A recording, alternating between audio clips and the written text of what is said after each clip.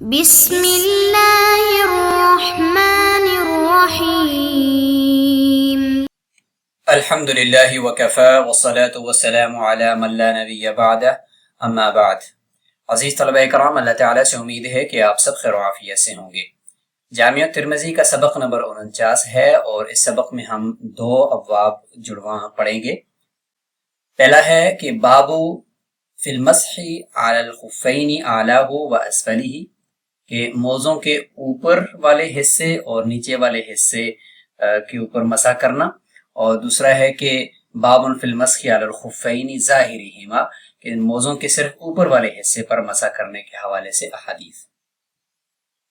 گزشتہ سبق میں موزوں پر مسح کی مدت کا بیان تھا، اور مدت میں جو اختلافی مسائل تھے وہ دیکھے، اور فوائد اور حکمتیں اور عصری تطبیق دیکھی تھی۔ اس سبق میں موزوں پر مسح کی کیفیت اور محل کا بیان ہوگا، اور موزوں پر مسح کی کیفیت اور محل میں کچھ اختلافی مسائل اور دیگر فوائد اور حکمتیں اور عصری تطبیق پیش کی جائے گی۔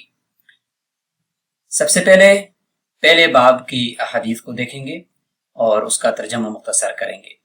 وبه قال حدثنا ابو الولید الدمشقی حدثنا الولید بن مسلم قال اخبرني ثور بن يزيد عن رجاء بن حيبة عن كاتب المغيرة عن المغيرة بن شعبة رضي الله عنه أن النبي صلى الله عليه وسلم مسح أعلى الخف وأسفله.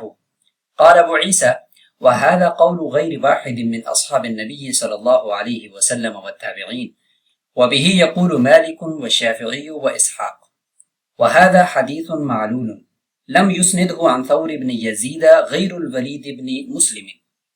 وسألت أبا زرعة ومحمدا عن هذا الحديث فقال ليس بصحيح، لأن ابن المبارك روى هذا عن ثور عن رجاء قال: حدثت عن كاتب المغيرة مرسل عن النبي صلى الله عليه وسلم ولم يذكر فيه المغيرة۔ حدیث باب کا مختصر ترجمہ۔ حضرت مغیرہ بن شعبہ رضی اللہ عنہ سے روایت ہے کہ آپ صلی اللہ علیہ وسلم نے اپنے موزوں کے اوپر والے حصے پر بھی مسح فرمایا تھا اور موزوں کے نیچے والے حصے پر بھی مسح فرمایا تھا۔ امام ترمذی رحمہ اللہ فرماتے ہیں کہ صحابہ کرام اور تابعین میں سے بہت ساروں کا یہی قول ہے کہ موزوں کے اوپر اور نیچے دونوں جانب مسح کیا جائے، ہاتھ پھیرا جائے۔ یہی امام مالک، امام شافعی اور امام اسحاق رحمہ اللہ کا بھی ایک قول ہے۔ لیکن امام ترمذی رحمہ اللہ فرماتے ہیں کہ یہ حدیث معلول ہے۔ معلول اس حدیث کو کہتے ہیں کہ جس کی سند یا متن میں کچھ ایسی خرابی پائی جائے کہ جو ماہر فن کو معلوم ہو جائے، تو اس حدیث کی بھی سند کے اندر ایک اس طرح کی خرابی پائی جاتی ہے، جس کو ابھی ذکر کریں گے۔ فرماتے ہیں کہ لم یسندہ عن ثور بن یزید، کہ ثور بن یزید جو ہیں، یہ ثور بن یزید، اس سے اس روایت کو صرف ولید بن مسلم، یہ جو راوی ہیں، یہی روایت کر رہے ہیں۔ اس کے علاوہ ثور بن یزید سے کوئی اور روایت یہاں پہ نہیں کر رہا۔ تو ایک تو یہ بات یہاں پہ ہے، اور آگے یہ بھی ثابت کریں گے کہ ان میں سے کس کا کس سے سماع ثابت ہے یا نہیں۔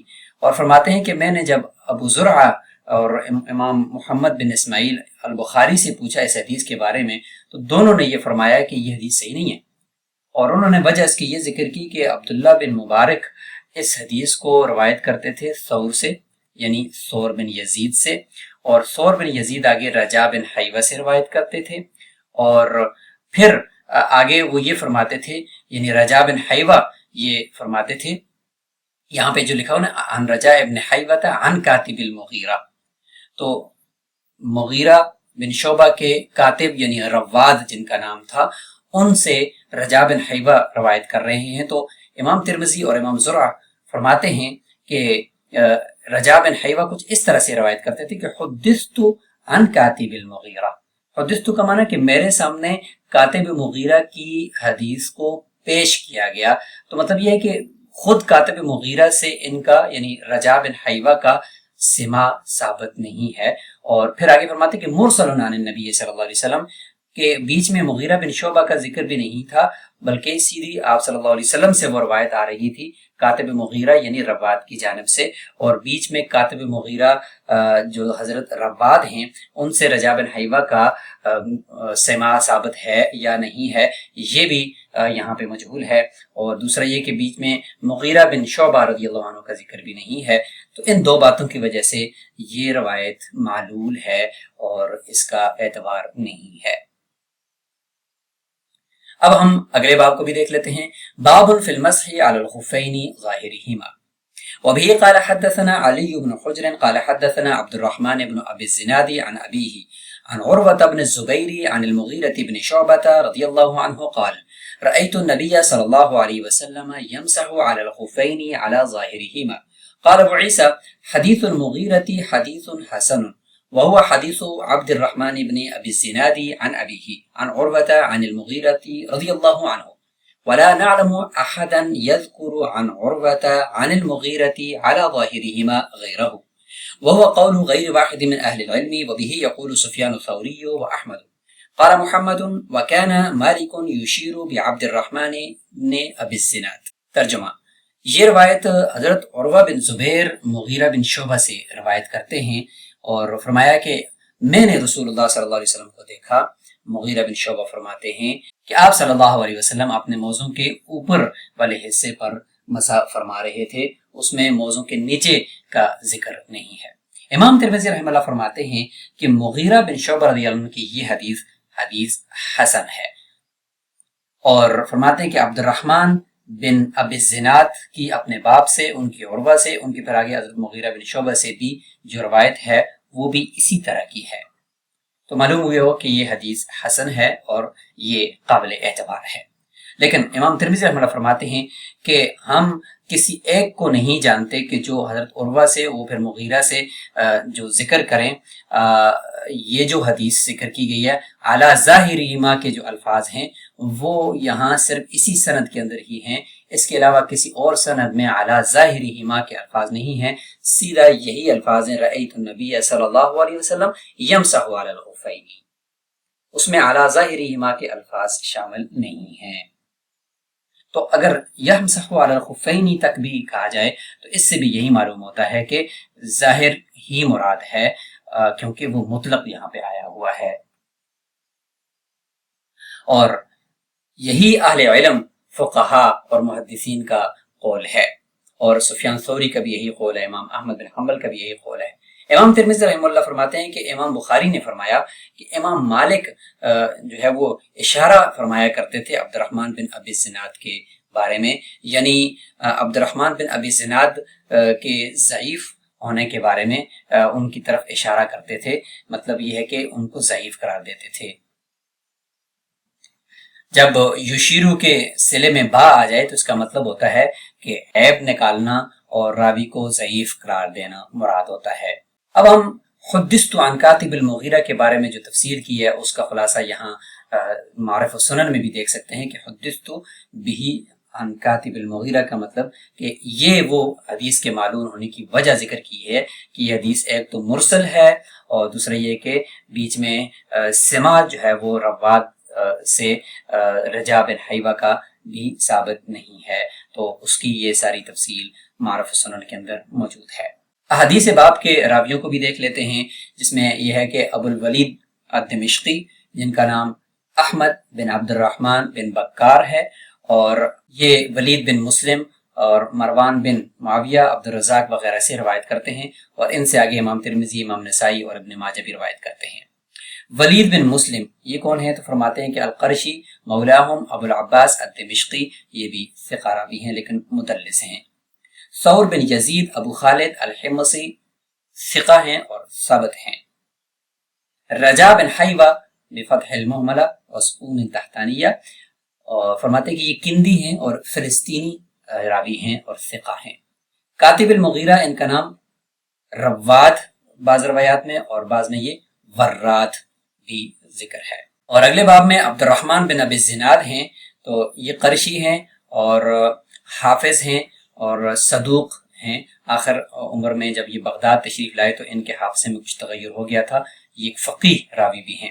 ان کے والد ابو الزناد ان کا نام عبداللہ بن ذکوان ہے۔ تو موضوع پر مسح کے محل اور کیفیت سے متعلق جو فقہاء کرام کی آگے عبارتیں آنے والی ہیں، تو ان کا خلاصہ ایک نظر آپ یہاں دیکھ لیں کہ موضوع پر مسح کس جگہ پہ کیا جائے۔ تو فرض یہ ہے کہ ظاہری موضوع کے اوپر مسح کیا جائے، اور یہی حکم ہے کہ اگر نیچے والے حصے پر مسح صرف کر دیا اور اوپر والے حصے کو ٹچ بھی نہیں کیا اس سے مسح نہیں ہوگا۔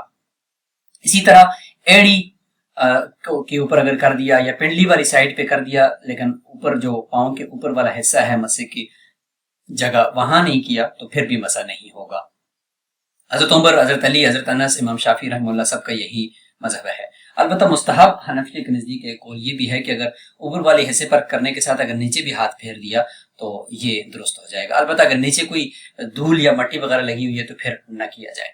اور دلائل میں حضرت عمر رضی اللہ عنہ کی روایت کہ رسول اللہ صلی اللہ علیہ وسلم نے موزے کے اوپری حصے پر مسح کیا کا حکم بھی دیا اور خود بھی کیا۔ حضرت علی بھی فرماتے ہیں کہ اگر دین رائے پر ہوتا تو موزے کا نچلا حصہ مسح کے لیے اوپری حصے سے زیادہ موزوں ہوتا، لیکن میں نے رسول اللہ صلی اللہ علیہ وسلم کو ان کے موزہ کے اوپری حصے پر مسح کرنے کے وقت دیکھا تھا تو لہٰذا اوپری حصہ جو ہے وہی مسح کے لیے لازم ہوگا۔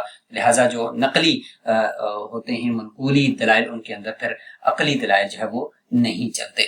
بدائع الصنائع کے اندر یہ ذکر موجود ہے کہ ان یمسح علی ظاہر الخف حتی لو مسح علی باطن الخف لا یجوز، اور یہی حضرت عمر، حضرت علی اور حضرت انس کا قول اور اس کے اوپر جتنی بھی وہ دلائل ہیں جن کا ابھی ہم نے خلاصہ دیکھا وہ اس کے اندر موجود ہیں۔ اور یہاں پہ حضرت علی رضی اللہ عنہ کا یہ قول بھی ہے کہ لو کان الدین بالرأی لکان باطن الخف اولا بالمسح من ظاہرہ ولکنی رأیت رسول اللہ صلی اللہ علیہ وسلم یمسح علی ظاہر خفیہ دون باطنہما، اور آگے کچھ عقلی دلائل بھی ذکر کیے گئے ہیں۔ موضوع پر مسح کے محل اور کیفیت سے متعلق الفقہ الاسلامی و ادلتہ کے اندر بھی جو تفصیل ہے وہ آپ یہاں پہ ملاحظہ فرما سکتے ہیں۔ اور اس سبق میں جو وفی الباب کے تحت آنے والی روایات ہیں ان میں ایک باب کے اندر تو نہیں ہے، دوسرے باب کے اندر موجود ہیں، اور وہ ہے حضرت علی رضی اللہ عنہ کی روایت، اور وہ ابھی ہم نے بدائع الصنائع کے اندر بھی دیکھ لی کہ لو کان الدین بالرأی لکان اسفل الخف اولا بالمسح الی آخر الحدیث۔ اور اس باب میں حضرت عمر بن خطاب رضی اللہ عنہ کی حدیث ابن ابی شیبہ اور بہیقہ نے بھی اس کو نقل کیا ہے۔ سبق میں موجود احادیث کی کچھ فوائد بھی ہیں کہ ضعیف اور حسن جو روایات ہیں ان کا موازنہ صحیح سنت کی جو ہے نا وہ پہچان کرواتا ہے، اور اسی سے پھر آگے احکامات بھی مرتب ہوتے ہیں۔ اور صرف اوپر مسح کا حکم دین میں آسانی کی علامت ہے۔ عبادات جو ہے وہ توقیفی ہوتی ہیں، ان میں عقل کے بجائے نقل کی پیروی جو ہے وہ لازمی ہوتی ہے۔ علم الاسناد کی جو اہمیت ہے وہ یہاں سے واضح بھی ہوتی ہے کہ اسی سے روایت کا ذوق اور حسن جو ہے وہ پہچانا جاتا ہے۔ عمل کو ثابت شدہ طریقے تک محدود رکھنا یہ غلو اور بدعت کا راستہ جو ہے وہ روکتا ہے۔ عصری تطبیقوں ہم دیکھتے ہیں کہ طویل سفر یا دفتر میں موزوں پر مسح کی سنت ایک عظیم رخصت ہے۔ سوشل میڈیا کی ہر دینی بات کو قبول کرنے سے پہلے اس کی تحقیق لازمی ہے، اور بھی یہاں پہ آپ بہت سارے جو عصری تطبیقات ہیں وہ یہاں سے نکال سکتے ہیں۔ اور سبق کو مکمل کرنے سے پہلے یہ 5 سوالات نوٹ فرما لیں، ان کے جوابات آپ نے کمنٹ باکس میں دینے ہیں تاکہ آج کا سبق آپ کو پختہ ہو جائے۔ اسی کے ساتھ ہمارا یہ سبق نمبر 49 اپنے اختتام کو پہنچا۔ السلام علیکم ورحمۃ اللہ وبرکاتہ۔